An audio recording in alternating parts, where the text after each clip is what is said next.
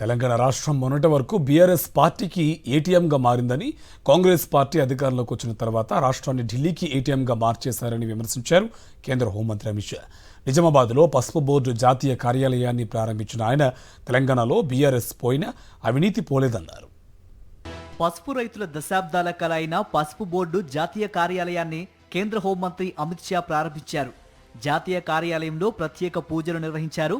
కిషన్ రెడ్డి, బండి సంజయ్తో పాటు రాష్ట్ర మంత్రులు తుమ్మల నాగేశ్వరరావు, సీతక్క, ఎంపీ అరవింద్, ఎమ్మెల్యే ధనపాల్ సూర్యనారాయణ తదితరులు హాజరయ్యారు.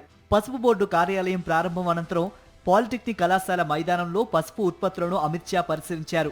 కిసాన్ సమ్మేళన్ బహిరంగ సభలో అమిత్ షా మాట్లాడారు. దేశ ప్రజలను ఆరోగ్యంగా ఉంచడంలో పసుపు రైతులది కీలక పాత్ర అన్నారు. పసుపు రైతులకు ప్రధాని మోదీ ఇచ్చిన హామీ నెరవేరిందన్నారు.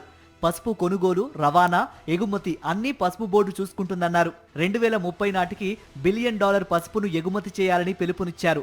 తన ప్రసంగంలో బీఆర్ఎస్, కాంగ్రెస్ పై విమర్శలు చేశారు అమిత్ షా. గతంలో బీఆర్ఎస్ అవినీతికి పాల్పడిందని, రాష్ట్రంలో బీఆర్ఎస్ పోయినా అవినీతి మాత్రం పోలేదన్నారు. तेलंगाना की जनता रेवंत रेड्डी गारू को लाई, एक में भी केस किया है क्या? अरे बोलो भाई, किया है क्या? ये तेलंगाना पहले चंद्रशेखर राव जी के परिवार का एटीएम था, अब कांग्रेस दिल्ली का एटीएम बन गया. कोई फर्क नहीं पड़ा है.